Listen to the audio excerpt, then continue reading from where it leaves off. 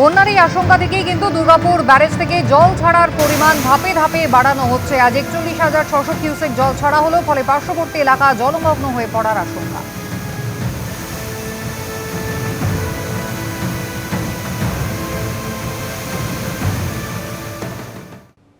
Oxford বিশ্ববিদ্যালয়ের Kellogg কলেজে মুখ্যমন্ত্রীর বক্তৃতা চলাকালীন প্রতিবাদ দেখানোয় বারবার নোটিশ পাঠাচ্ছে রাজ্য মেডিকেল কাউন্সিল। এমনই অভিযোগ করলেন ভারতীয় বংশোদ্ভূত ব্রিটিশ নাগরিক চিকিৎসক রজত শুভ্র বন্দ্যোপাধ্যায়।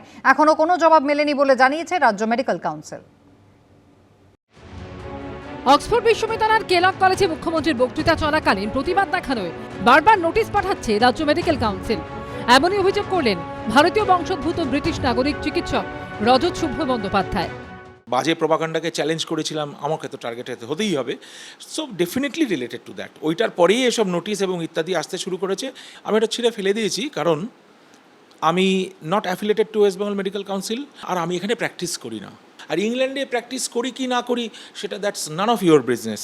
তাই জন্য আমি ওটা উত্তর দেওয়া দরকার মনে করিনি। গত মার্চ মাসে অক্সফোর্ড বিশ্ববিদ্যালয়ের কেলগ কলেজে বক্তৃতা দিতে যান মুখ্যমন্ত্রী মমতা বন্দ্যোপাধ্যায়। সেখানে আরজিকর কাণ্ড নিয়ে প্রশ্নের মুখে পড়েন তিনি।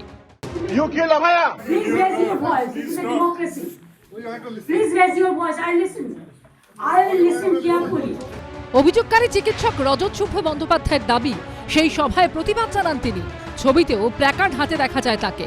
চিকিৎসকের দাবি, এরপরই রাজ্য মেডিকেল কাউন্সিলের তরফে ২রা এপ্রিল তার কালীঘাটের বাড়ির ঠিকানায় নোটিশ পাঠানো হয়।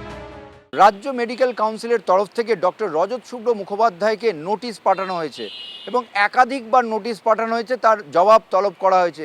এই মুখ্যমন্ত্রীর কথা বললেন, উনি গেছিলেন সেটা কেলগ বলে একটা ছোট্ট কলেজের রাস্তার ধারে কোনো একটা ছোট্ট কলেজে। It's not at all Oxford university.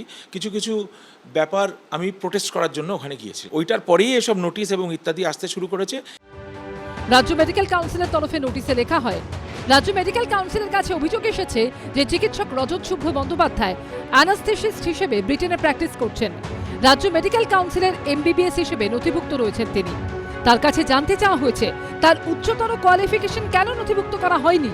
তিনি যে ব্রিটেনে প্র্যাকটিস করছেন সেই তথ্য রাজ্য মেডিকেল কাউন্সিলকে জানানো হয়নি।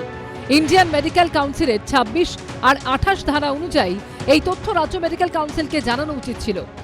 আমরা একটা অভিযোগ পেয়েছিলাম যে উনি অ্যানাস্থেসিওলজি প্র্যাকটিস করেন, কিন্তু আমাদের রেকর্ড অনুযায়ী দেখা গেছে যে উনি MBBS হিসেবে আমাদের কাছে রেজিস্টার্ড। সেই জন্যে IMC অ্যাক্টে ২৬ এবং ২৮ ধারা, এবং তাছাড়া উনি ইংল্যান্ডে প্র্যাকটিস করেন। ২৬ ধারা অনুযায়ী অ্যাডিশনাল কোয়ালিফিকেশান থাকলে তা রেজিস্ট্রি করাতে হয়, আর ২৮ ধারা অনুযায়ী যদি আপনার change of place of practice change হয় তাহলে সেটা জানাতে হয়। এই দুটোর কারণ জানতে চেয়ে আমরা ওনাকে চিঠি দিয়েছি। আমি এটা ছিঁড়ে ফেলে দিয়েছি, কারণ আমি not affiliated to West Bengal medical council, আর আমি এখানে প্র্যাকটিস করি না।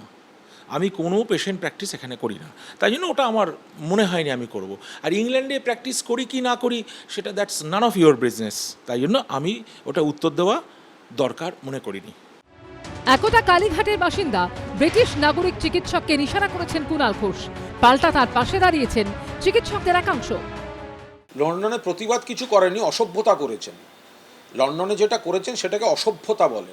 ওই তো ৬ পিস লোক মিলে একটা ফেসবুকে তুলে অসভ্যতা করেছেন। সেখানে দাঁড়িয়ে কলকাতার বাসী হয়ে তিনি প্রাক্তন CPM না বিজেপি, ওখানে ওই বিজেপি আর CPM-এর কয়েকজন বা নকশাল ওই ৬ জন, তারা ওখানে দাঁড়িয়ে একটা গোলমাল করার চেষ্টা করেছিলেন। আমি ওনাকে বলছি, দিনক্ষণ তারিখ জানিয়ে কলকাতা বিমানবন্দরে পা রাখুন। তার বিরুদ্ধে ব্যবস্থা গ্রহণের যে উদ্যোগটা গ্রহণ করেছে, এটা আমরা মনে করি যে তিনি অভয়া আন্দোলনের সঙ্গে যুক্ত থেকে আমাদের এখানের প্রশাসনে যারা আছেন তাদের বিরুদ্ধে বিক্ষোভে তিনি অংশগ্রহণ করেছিলেন বলে মেডিকেল কাউন্সিল তার পেশাগত জীবনকে শেষ করে দেওয়ার চক্রান্ত করছে। এটা চূড়ান্ত রাজনৈতিক প্রতিহিংসা ছাড়া আর কিছুই নয়। রাজ্য মেডিকেল কাউন্সিলের নোটিশ পাঠানো নিয়েই এখন জোর বিতর্ক। ঝিলাম কলঞ্চাই ও কৃষ্ণেন্দু অধিকারী রিপোর্ট, ABP আনন্দ।